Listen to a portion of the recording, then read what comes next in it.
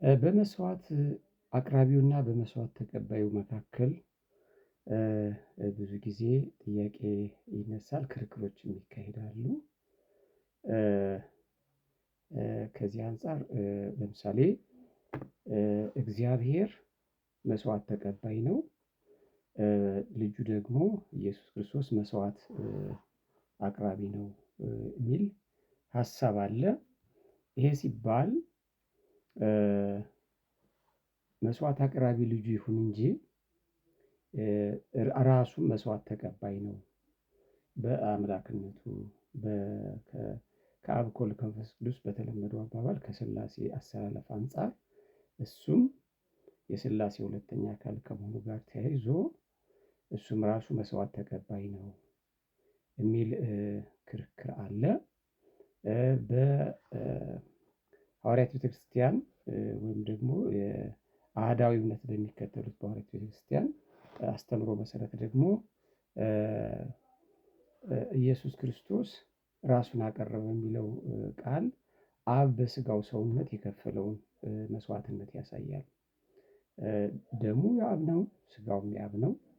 ስለዚህ ቀረበ የተባለው ልጁ ነው፣ ተቀበለ የተባለው ደግሞ አብ ነው።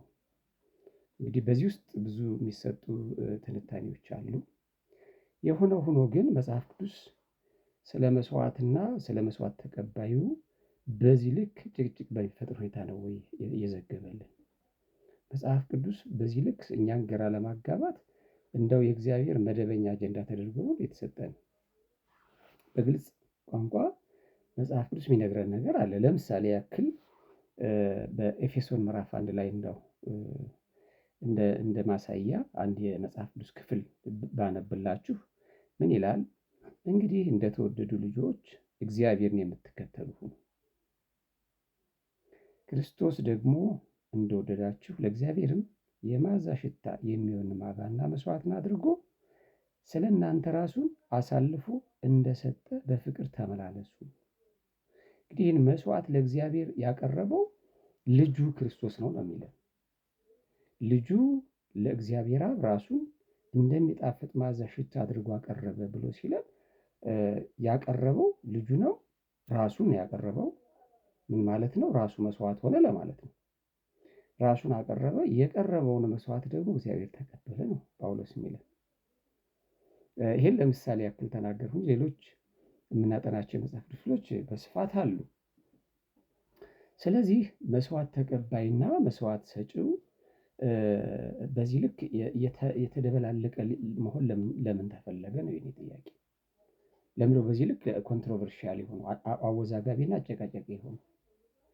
በእርግጥ መጽሐፍ ቅዱስ በጉዳዩ ላይ ጥርት ያለ መግለጫ ስላልሰጠበት ነው ወይስ ደግሞ ከኛ ፍላጎት አንፃር?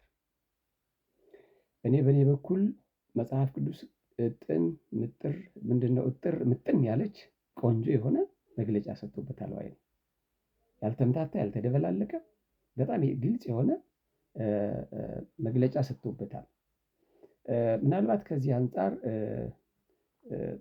ከተወሰኑ ደቂቃዎች በኋላ ውይይቶችን እናደርጋለን። ላይቬን በቀጥታ ጆይን ብታደርጉ ጉዳዩን በውይይት መልክ እንነጋገርበታለን። መጽሐፍ ቅዱስን ስርዓት ባለው መልኩ ከሚያጠኑ ወንድሞቼና እህቶቼ ጋር ይህንን ሀሳብ እናንሸራሽረዋለን። ጠቃሚ እንደሆነም ደግሞ አምናለሁ። አንዳንድ ጉዳዮች መጽሐፍ ቅዱስ ሊያስተላልፍ በፈለገው ልክ መረዳት የምንችልበት እውነተኛ ውሳኔ ከሌለ ምንም አይጠቅመንም። መጽሐፍ ቅዱስ ማንበባችንም አይጠቅመንም። ፕላስ ከእግዚአብሔር ጋር ለሚኖረን ህብረት ምንም ትርጉም አይኖረውም ማለት ነው። ስለዚህ እኛ ለእግዚአብሔር ደጋፊዎች ሳንሆን ምስክሮች ነው። እኔ ለእግዚአብሔር ልመሰክርለት እንጂ ለእግዚአብሔር ሀሳብ አዋጥቼለት እሱ በጎደለበት ነገር በኩል እኔ ልሞላ እግዚአብሔር አልጠራኝም። ምስክር ነኝ። ያለቀለትን የተፈጸመ በሱ ተጀምሮ በእርሱ ያለቀን ፕሮግራም ሰጥቶኛል።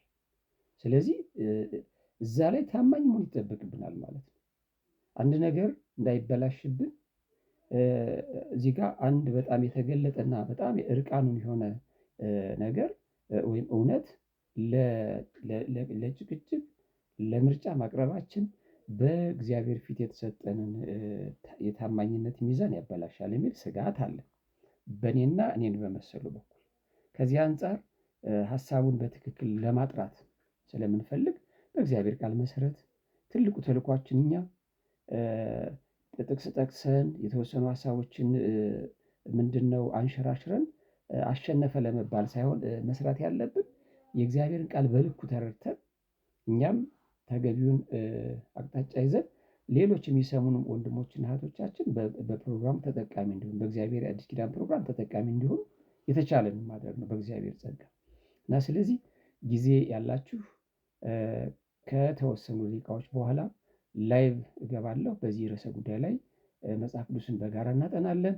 እንግዲህ ከእኛ ጋር የእግዚአብሔርን ቃል እንድታጠኑ እየጋበዝኳችሁ ይህንን መልእክት ሼር፣ ኮፒ ሊንክ እና ላይክ በማድረግ ለብዙዎች ተደራሽ እንዲሆን የበኩላችሁን አድርጉ። እጅግ እወዳችኋለሁ። ሻሎም